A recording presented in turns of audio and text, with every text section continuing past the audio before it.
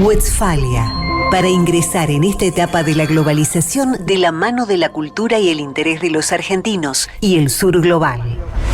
Una emisión del Grupo de Comunicación y Política Exterior del Consejo Argentino para las Relaciones Internacionales, CARI, el primer think tank de la política exterior.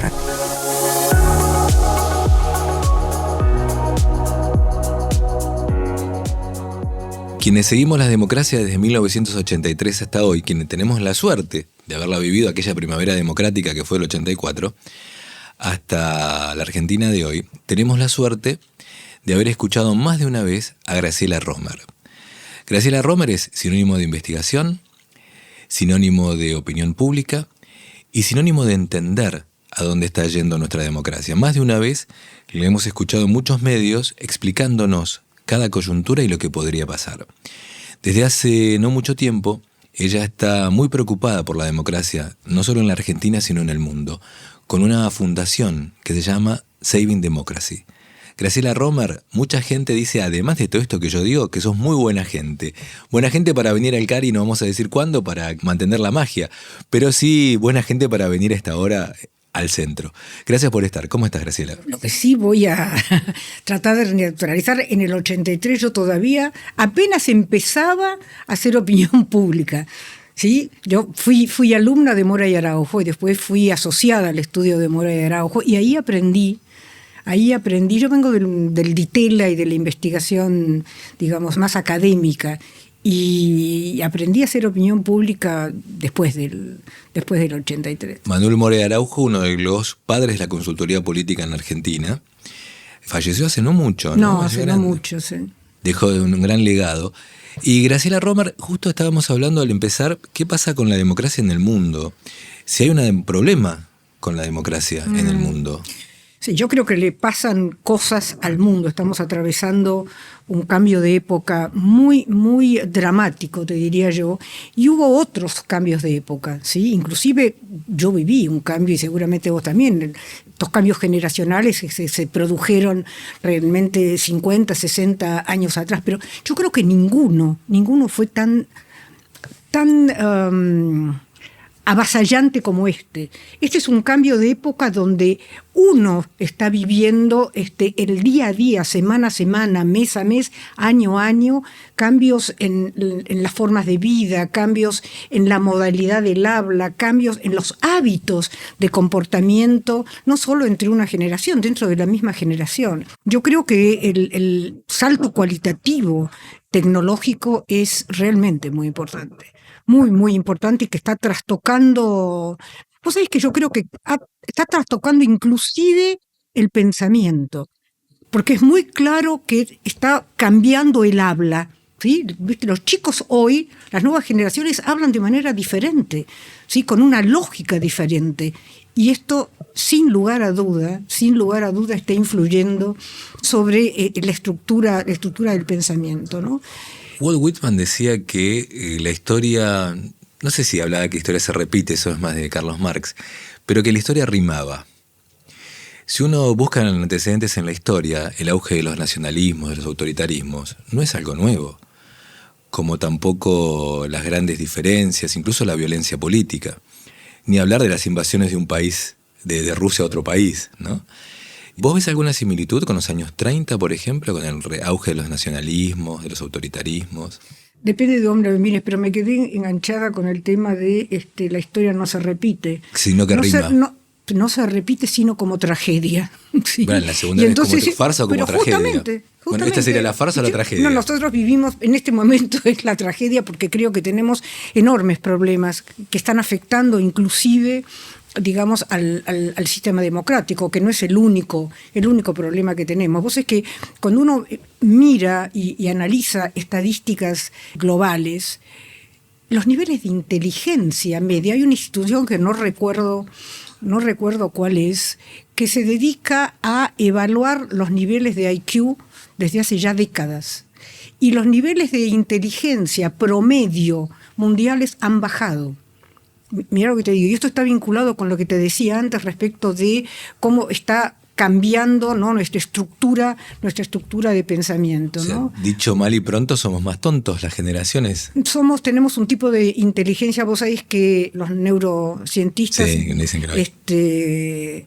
Nos demostraron que no hay un único tipo de inteligencia. Yo lo que creo, esta inteligencia abstracta, tradicional, la inteligencia racional, yo creo que muy probablemente esté cambiando, pero hay otras inteligencias que probablemente emerjan para compensarlo, ¿no? Y además, si lo más racional nos va a ser dado, como dice Harari, por la inteligencia artificial, lo único que tenemos que saber es cómo preguntar bien, ¿sí?, para que la inteligencia nos devuelva cosas más inteligentes que las que nosotros podemos hacer, ¿no? Había una frase de un A mí me expresidente. aterra lo que te estoy diciendo. Sí. Había una frase de un expresidente que decía que fue malinterpretado, creo yo, pero era muy linda la frase por lo aspiracional, que era: con la democracia se cura, se come y se educa. Con lo cual, en ese momento lo entendíamos como, bueno, ahí está todo. Los problemas de la democracia se curan siempre con más democracia. Ahora, la mayor democracia trajo gobiernos autoritarios, ¿no?, en la región, en muchos lados. E incluso, bueno, el ejemplo de Venezuela, sin ir más lejos, ¿no?, una persona que fue electa democráticamente que después generó en un régimen. Uh-huh. Con lo cual nos hace acordar aquella frase, creo que era de Tocqueville o de Kant. Bueno, alguien me va a decir bien cómo era, pero que las democracias en el extremo son totalitarismos, ¿no?, porque es la mayoría sobre que oprime a la minoría. Por eso se habla de las repúblicas democráticas donde están los checking and balances. ¿Vos crees que eso ha ocurrido en el mundo? ¿Que la propia democracia fue la que abrió el lugar a todos esos autoritarismos que hay en los países de lo que era la Europa Central?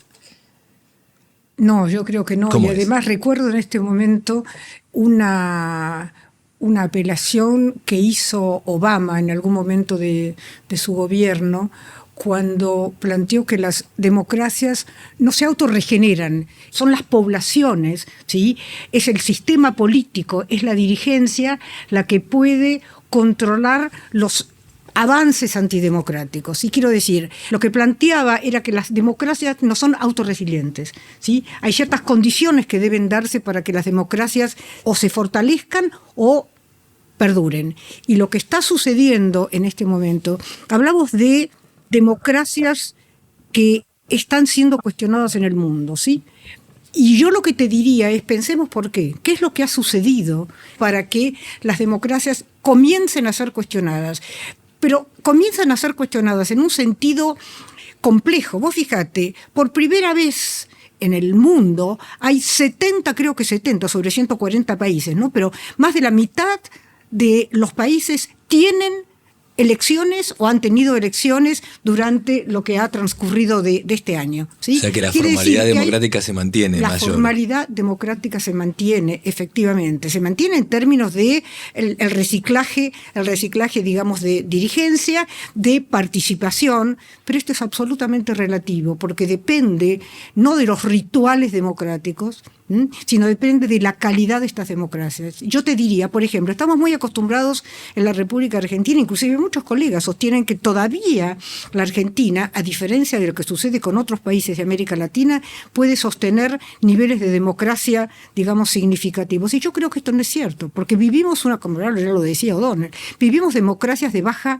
intensidad. Y a tal punto son de baja intensidad que cuando uno se pregunta o se plantea ¿qué es una democracia? ¿Son rituales procedimentales para el recambio de presidentes, para elecciones periódicas, o es una forma de vida, ¿sí?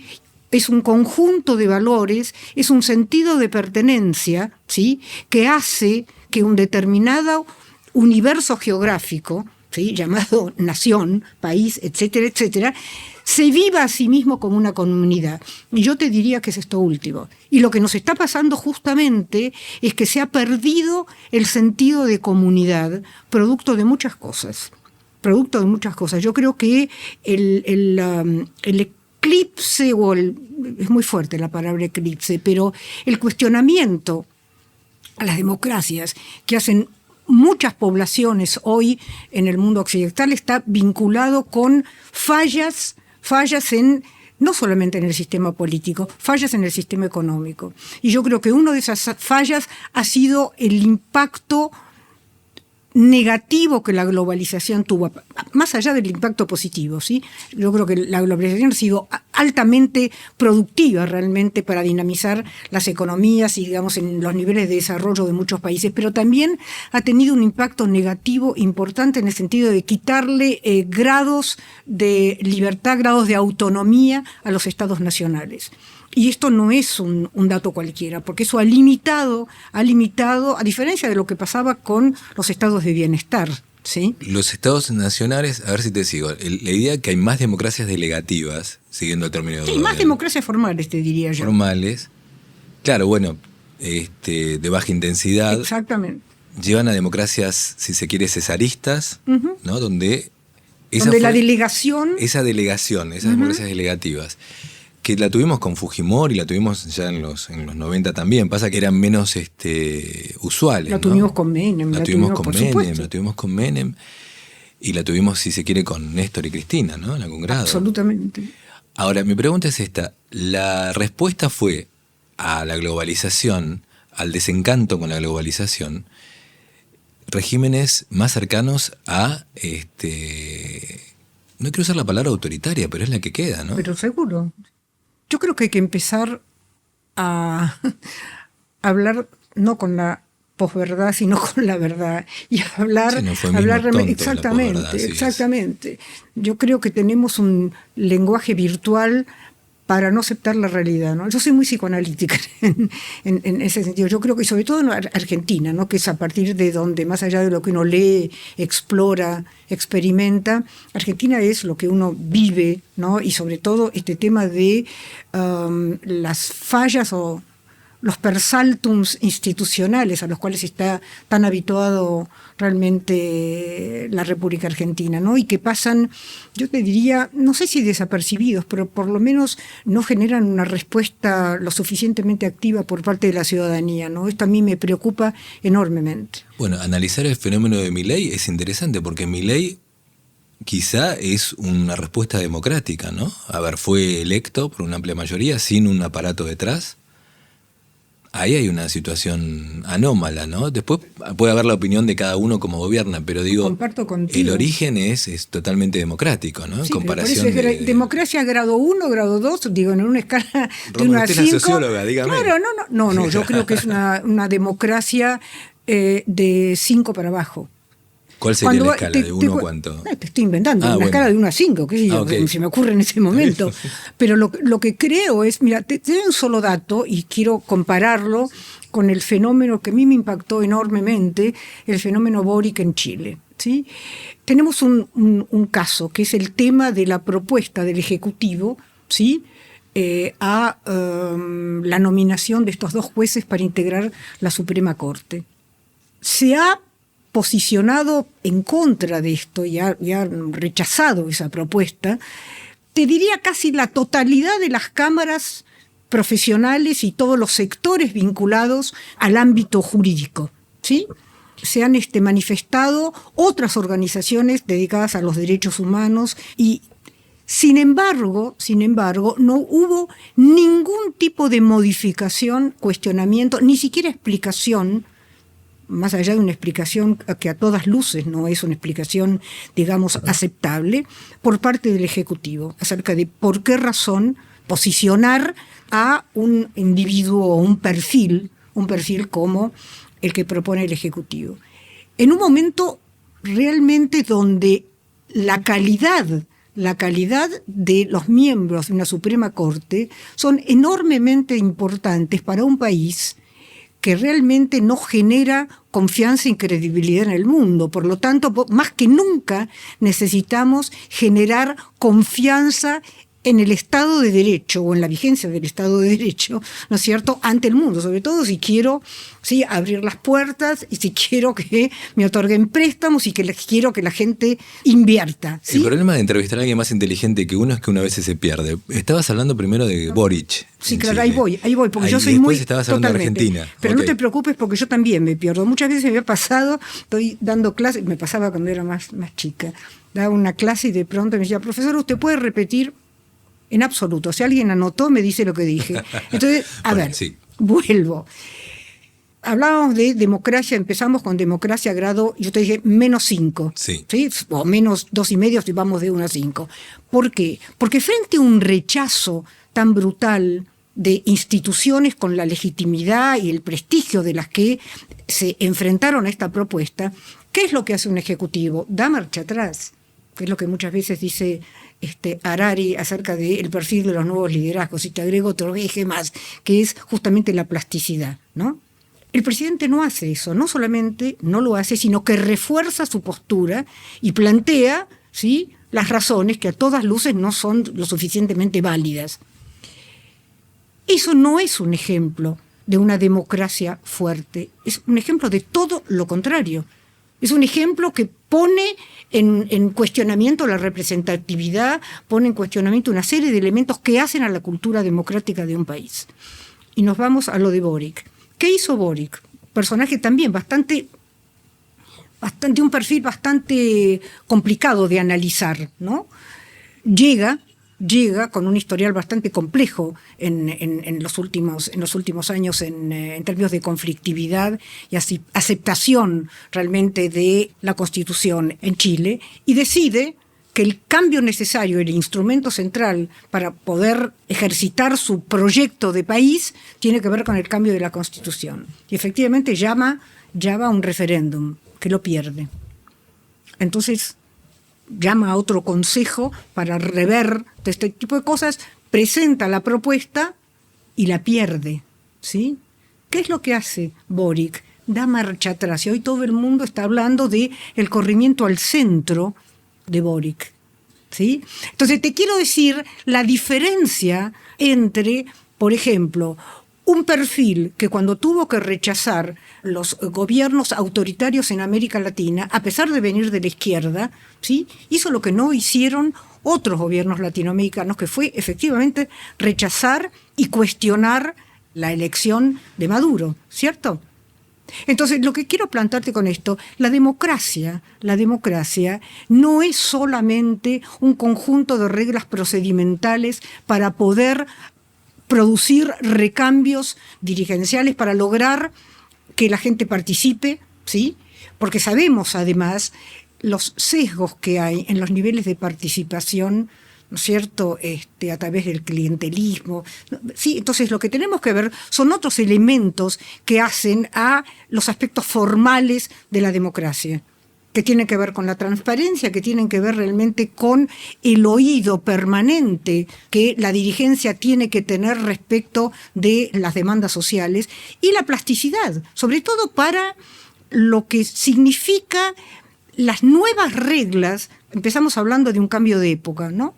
Y este cambio de época también nos habla de la necesidad, no solamente en el campo político, también en el campo empresario, ¿no?, en el campo de la producción, en el campo de la economía, de dirigencia mucho más plástica y con capacidad de... ¿Te acordás del tema de Joseph Nye, ¿no? El de del poder blando.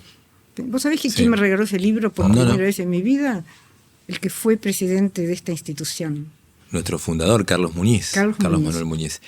Ahora, déjame preguntarte esto, ¿no? Supongamos que llegué al punto. Sí, llegaste al punto. Ahora, hablando de plasticidad, alguien puede decir, bueno, Graciela, está bien, se entiende, pero tuvimos un presidente que era todo lo contrario a Milei, si se quiere, en el tema de plasticidad, que era Alberto Fernández.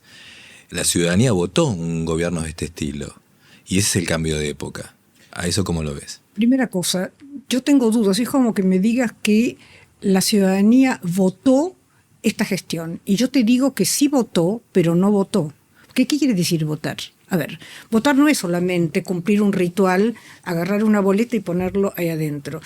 En ese vínculo de mirar lo que significa esa boleta, ¿sí?, hay identificación, ¿no es cierto?, hay convencimiento acerca de la posibilidad de que esa figura cumpla con lo prometido. Hay una serie de elementos que tienen que ver con la elección de un candidato. Mucha gente votó o el mal menor o votó como una opción funcional al no voto por la alternativa. Por lo tanto, ¿qué significa votar?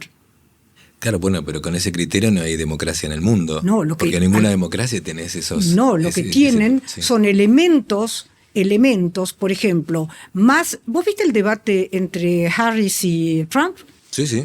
¿Vos viste el tipo de pregunta que le hacían los periodistas, más allá de que el nivel de ecuanimidad de esos dos periodistas uno, digamos, podría pensar que no estaba bien balanceado? Pero de todas maneras, ¿viste el tipo de pregunta que le hacían y los obligaban a responder por sus posiciones frente a cada una de estas cosas? Yo no recuerdo un debate así en la República Argentina. Bueno, tiene que ver con la cadena institucional de una democracia, ¿no? Bueno, a eso voy, sí. a eso voy. Entonces, cuando vos hablas de votar, ¿sí? Pero bueno, el ejemplo más claro es Trump, hablando de lo que ha pasado. De hecho, tuvo un comportamiento muy distinto al que tuvo con Hillary Clinton. Totalmente. Cuando la llevaba puesta y caminaba, casi que era una especie de Mick Jagger basado en peso, ¿no? Esto no me acuerdo. Claro, una cosa que era, hablaba a Hillary, que era chiquitita, explicaba con todo, si se quiere, las formas tradicionales de la democracia estadounidense, las manitos quietas, hasta donde podía gesticular, y mientras hablaba, Trump caminaba por el escenario, de verdad como Mick Jagger, caminaba por atrás, la miraba, faltaba que la empujara, pero estaba ahí. Cosa que no ha podido hacer en este caso, y no le ha hecho bullying, o si le hizo bullying, Kamala Harris tiene otra cultura para poder defenderse de eso, ¿no? Cosa que no tenía Hillary porque venía de otra época. Totalmente. Por eso yo creo, por supuesto que los aspectos procedimentales son claves, digamos, en las democracias, pero no se agota en lo procedimental. Yo insisto, la democracia es una cultura. Como dice Habermas, la democracia es diálogo, un diálogo realmente permanente entre la dirigencia y la ciudadanía, y la posibilidad justamente de que se articulen canales de comunicación entre la dirigencia y la ciudadanía. No hay rechazo, hay defraudación con aquello que la gente... Es interesante porque si hay una unidad, digamos, de análisis, hablando sociológicamente, que no responde a este supuesto procedimental, digamos, o formal de la democracia, es la ciudadanía. ¿Sí? Porque la ciudadanía realmente cree que con la democracia se come, se educa, no solamente porque lo planteó Alfonsín en algún momento. Alfonsín lo que percibió fue claramente qué es lo que la gente buscaba en la democracia y qué es lo que la democracia debería darle a la gente. Pero en honor a la verdad, la defraudación con la democracia tiene que ver, hoy por hoy, con cosas que la gente siente que la democracia no le ha dado y que le ha prometido. Fíjate, ¿qué es la democracia? Es libertad, es participación, ¿sí? Y es igualitarismo, ¿sí? Es equidad, exactamente, correcto. Equidad es equidad. Mérito. ¿Cuánto le ha dado la democracia a muchos de nuestros partidos, inclusive a las democracias de baja densidad? Pero eso no es culpa de la estructura, sino de la agencia, diría alguien que sabe, que yo repito. Es culpa de haber tenido, y en esto tienen razón los mileístas, la casta que ha gobernado en muchos de estos países, no solo en la Argentina, o digamos la dirigencia, no ha dado las respuestas necesarias. Se ve en el PBI del país, en los índices de pobreza, no solo de la Argentina, ¿no? Pero la dirigencia es la gente también, por eso te digo, no es solamente... Es la gente, sí, pero realmente claro, en los países, dejemos la Argentina de lado, en otros países latinoamericanos, Chile por ejemplo, ¿en Chile alguien de clase baja puede llegar de verdad a ser presidente? ¿Como fue Menem en la Argentina? Algunos llegan ahora. Decían que lo mejor que hubo sí. fue Bachelet, que venía de la clase media alta. Sí. O sea... A mí me da la sensación... Tengo que decir una cosa que es horrible. Decirlo, pero después vamos a hacer bien democracia porque nos queda poco tiempo. Sí, pero lo voy a decir. Por favor, Graciela. ¿Vos creés que el hecho de llegar, porque sos de clase baja, vos viste el perfil de algunos legisladores y legisladoras que tenemos en el Parlamento hoy? ¿Vos crees que el mérito no es un componente, ¿sí?, del logro de un cargo de representación? Y ni siquiera de representación, porque esto que estoy diciendo, digamos, el mérito tiene que ver, viste, con un legislador y con un médico y con un abogado o quien fuera, un maestro.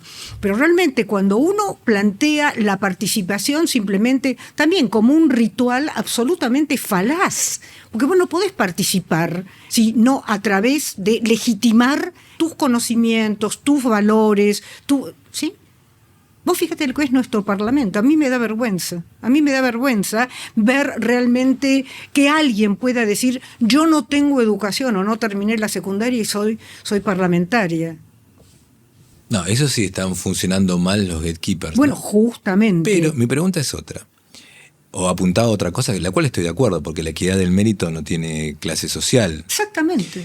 Pero en países como la Argentina, todavía una reunión hace poco en Latinoamérica, en un país de Latinoamérica, había una serie mexicana que hablaba de las amas de llaves, vamos a decirlo mejor dicho, las nanis, porque era la palabra que usaban ellos, que los habían cuidado a cada uno. Entonces una reunión así, como en esta mesa que estamos en el Salón Verde del Cari, donde entran de 8 a 10 personas, cada uno contaba su experiencia en América Latina con la persona que lo había criado, además de la mamá. Y claro, cuando le tocó a la persona que era argentina en ese momento, dijo, no, yo no tuve eso. Es más, mi mamá trabajaba afuera, mi mamá limpiaba casas. Ah, dijeron, claro, en Argentina siempre hubo movilidad social. Eso es el valor que yo creo que tenía la Argentina, que yo espero que siga teniendo. Lo cual no quiere decir que el mérito de personas analfabetas, o no en el sentido del colegio, sino en el sentido político, en el sentido de mérito, que estén en el Parlamento. No, pero está muy bien lo que planteas. A ver, la posibilidad o un sistema político y económico que habilite la movilidad social ascendente está bien como condición necesaria, pero no suficiente. Bueno, es el radicalismo gracias a eso y al radicalismo y al peronismo tuvimos eso, ¿no? Pero está bien, pero esa es condición necesaria. La meritocracia entra como una barrera de contención y justificación de esa movilidad.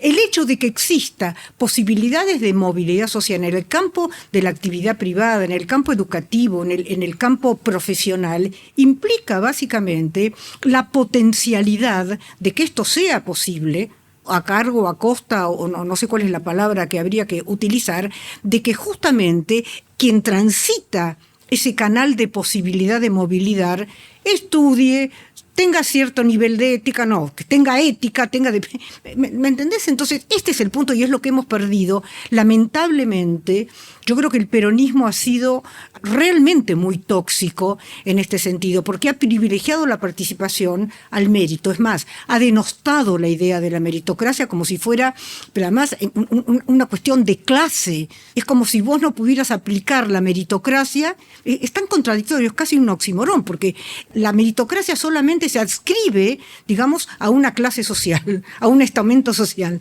Es como que los sectores pobres no pueden transitar el camino de la meritocracia. Preguntémosle a Favaloro, pobrecito que nos debe estar escuchando. Claro, no, bueno, es el mal uso de la ascendencia, si se quiere, la movilidad social, ¿no? Por supuesto, es el uso populista, hablando de populismos, ¿no? Es el uso populista de un valor como la movilidad social ascendente. Entonces vos podés tener, y es más, es dable que una sociedad tenga mecanismos de movilidad, de ascenso social, pero esto tiene restricciones, ¿no? Ahora, el valor, digámosle, por buscarle una palabra, que tuvo la elección de Milei, ¿no fue una reacción a todo eso?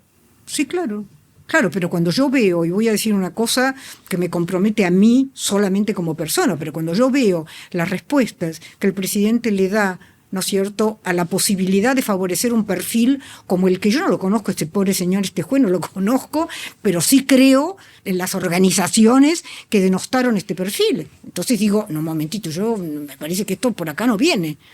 Hay algo que no está bien. Vamos a llevar al Cari al tema de la política exterior, que es también lo que te queríamos preguntar. Y te voy a decir una cosa, sí. Le pongo tweets al presidente que por supuesto no lee. El último que puse algo así como, todas las mañanas me levanto pensando si el presidente escuchó y va a volver atrás con lo de la Suprema Corte, atendiendo, y me doy cuenta que no.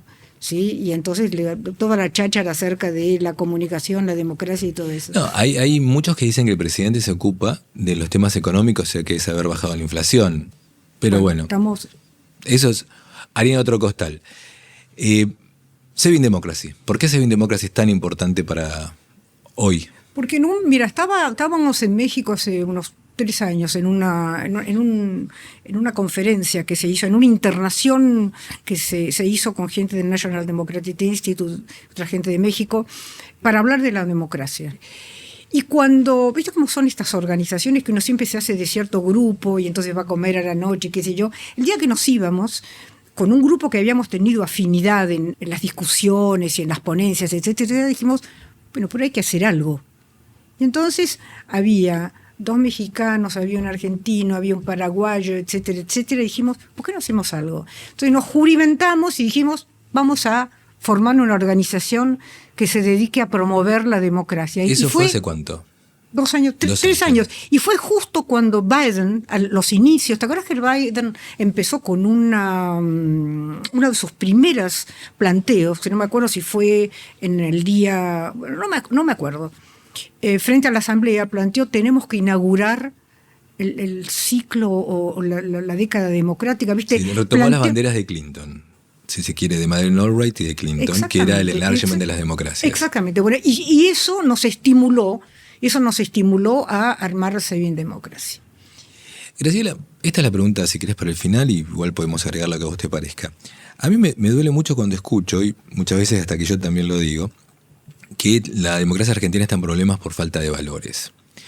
Cuando la mayoría de las personas, de los argentinos, trabajan muchas horas, muchas más horas que el resto, viajamos muchas veces no del todo bien, y enseñamos a nuestros hijos y nos han enseñado a no robar, a no mentir y a trabajar mucho.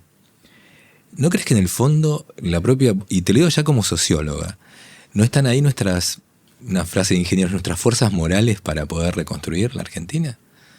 Que nuestra gente de verdad no es eso que se ve en la macro, que este robó, que aquel robó, que no hay otra Cuando cosa. vos hablás de valores, el esfuerzo, trabajo y sacrificio es algo que tuvieron generaciones anteriores. Eso se ha perdido. ¿Qué quiere decir valores? Por supuesto que tenemos valores, pero hay valores, yo ya te digo que hay valores que son absolutamente funcionales para una democracia robusta, que tiene que ver con el commitment, el interés por el otro, el sentirse parte de una comunidad y el respeto por el otro. Eso no lo tenemos. Uno de los problemas más serios que tenemos para construir instituciones es que tenemos enormes dificultades para concertar, enormes dificultades para respetar la opinión del otro y aceptar la opinión del otro, aun cuando tengamos que volver atrás. Por eso, para mí es tan importante lo que te dije acerca de Milei, las instituciones que pujan para no, y un presidente que me importa nada, lo voy a... digo... Pero es una inducción, es una acción de gobierno, de ahí a tomar toda una... Bueno, hacer toda una teoría por una acción de gobierno, errada o no, es eso como sería, un poco, ¿no? ¿Vos crees que yo estoy haciendo eso en este momento? Yo no creo Con que ese caso sí. Pero no digo si no hay más. Pero aparte, perdón, decir eso a Graciela Romer es solo con interés periodístico. Pero vos preguntame si yo apoyo a Milei, y creo que sí, creo que ninguna otra persona podría hacer lo que está haciendo Milei, pero por nuestras propias características. Yo en el capítulo 2 te digo... Sí. Te digo, porque una de las cosas que estoy haciendo ahora es volver a Jung, para poder entender la subjetividad, digamos, que hay detrás de la elección de liderazgos. Bueno, están los estereotipos de Jung que se enseñan en los media training, lo usamos. Bueno, ¿no? eso es lo ¿Qué líder sería entre los estereotipos de Jung? No, estoy viendo cuál es la razón. Yo creo que estas luchas intestinas que tuvimos durante casi 30, 40 años, hasta que pudimos constituirnos como nación, porque no te olvides, ¿sí?, que la Constitución de 1853 no fue firmada sino a casi 10 años después. Claro, el Estado de Buenos Aires no la firmaba. Exactamente. Tuvimos que tener una derrota. Y la razón por la cual nos peleábamos no eran cuestiones ideológicas de unitarios versus, ¿cómo se llama? Eran federales versus autonomistas. No, había cuestiones territoriales, de poder territorial en el medio. Y todo eso generó, como decía el amigo Jung, ¿sí?, estereotipos que están en nuestro inconsciente colectivo.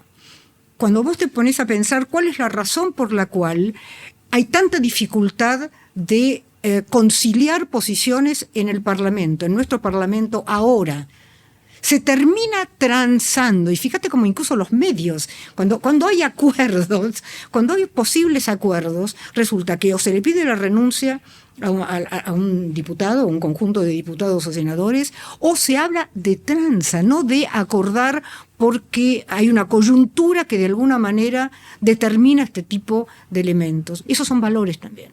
Por eso yo lo tengo en mi mesa de noche. Creo que tiene 12 o 13, son o 14, no me acuerdo, son los tipos de liderazgo.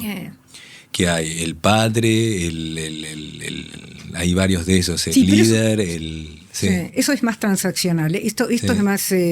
pero podemos tener otra charla que me va a encantar si estás trabajando en eso. Interesante. Graciela, danos, si se puede, algún tip de optimismo para las democracias? ¿O vamos a ir hablando de repetir la historia? No, para nada. Por eso, a ver. No podemos ser... Sí, no, yo soy muy crítica, pero también soy muy rebelde. Y Saving Democracy forma parte de mi perfil de rebeldía. Yo creo que sí se puede, siempre se puede. Siempre se puede en la medida que vos creas que podés sortear dificultades. Una dificultad, por ejemplo, que nosotros tenemos es que vemos con preocupación que hay gente que debería preocuparse por estos persaltum institucionales y no lo hace. Te estoy hablando de líderes de opinión, ¿no es cierto?, formadores de opinión, gente con poder de alguna manera de decisión. Entonces se quedan en el espacio pequeño de los intereses personales más que en el espacio más grande de qué es bueno o no bueno para el país, ¿sí? Entonces, no, yo sí siempre creo que, a ver, no creo que siempre haya finales felices, pero creo, mira, una vez le preguntaron a Galeano, ¿sí? ¿Te acuerdas de Galeano? Sí, el autor de Las venas abiertas de Latinoamérica. ¿Por qué se creen en los horizontes? Sí. En los horizontes, si el horizonte no existe, ¿no? Si uno cada vez que, claro, digamos, es una percepción... Creo que le preguntamos las utopías y ahí explicaba que se corría el horizonte. ¿Para qué sirve? ¿No? Para caminar. Por eso sirven las utopías. Y yo creo que la utopía de Saving Democracy es para caminar y no verse vencido, ¿no? Es la única manera de mantenerse joven. Graciela Romer, ha sido un gusto. Para mí también. Los micrófonos del Cari. No, gracias a vos y gracias al Cari. Westfalia. En el Cari siempre pasan cosas. Y para eso tenemos a una gran cronista, Florencia Avena. Esta semana tuvimos el agrado de charlar con el profesor Lori Sanata. Él es un catedrático muy importante y especialista en la relación entre Europa y América Latina. Ha publicado diversos libros sobre el peronismo y la Iglesia, sobre la historia de la Iglesia argentina y muchos otros libros que hemos leído tantas veces en la universidad. Me impactó su capacidad de dar clases. Se sintió como una clase de la facultad. Él tiene una manera de comunicar los fenómenos complejos de una manera simple y la verdad que el público ha estado tan atento a todas sus explicaciones, sus ejemplos, sus chistes, que la verdad ha sido un placer escucharlo.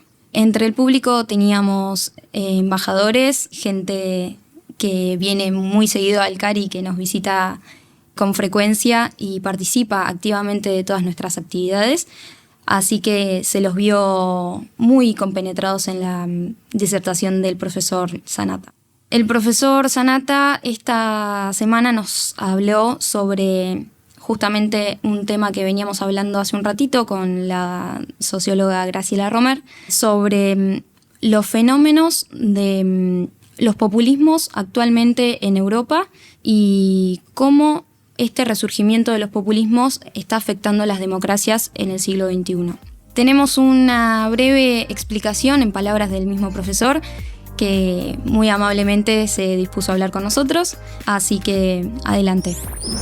Estamos en el Cari en una nueva sesión académica a cargo del profesor Lori Sanata. Él es profesor de la Universidad de Bolonia y queremos preguntarle, profesor, ¿por qué está hablando sobre populismos de derecha en el siglo XXI? Bueno, estamos viviendo una etapa de populismo triunfante en varias partes del mundo, tanto de derecha como de izquierda, o ni de derecha ni de izquierda, porque el populismo tiene una ambición totalizante, para no decir totalitaria, pero reflexionar sobre el populismo es una oportunidad extraordinaria para pensar el mundo en que estamos viviendo, sus semejanzas con el pasado y también cómo el populismo se puede en cierta manera encauzar dentro de las instituciones liberal-democráticas porque no represente una amenaza para ellas. Gracias. A ustedes. El Cari tiene un amplio abanico de temas que cubre con distintas actividades, invitados de lujo, y con el profesor Sanata no fue una excepción. La verdad que nos deleitó con una charla impresionante sobre una clase, diría, sobre distintos fenómenos que se remontan tanto a la actualidad como al siglo XX, que explican hacia dónde vamos y cómo llegamos hasta donde estamos hoy. Flor, brillante lo tuyo. Muchas gracias. Westfalia. Tenemos que agradecer a 2 personas. Sofía Clemente, ya terminó, ya es licenciada en Relaciones Internacionales, y al gran Javier Chiavone, que hace que podamos grabar en este hermoso Salón Verde del CARI, que bueno, muchos de ustedes ya lo conocen y si no, algunos de ustedes los van a conocer. Gracias de nuevo, Flor, brillante, y nos vemos pronto. Gracias por quedarte hasta el final. Los esperamos en las diversas plataformas de podcast y en las redes del Consejo Argentino para las Relaciones Internacionales. Las podés encontrar en www.cari.org.ar. Este podcast es un producto del Grupo de Comunicación y Política Exterior del Consejo Argentino para las Relaciones Internacionales.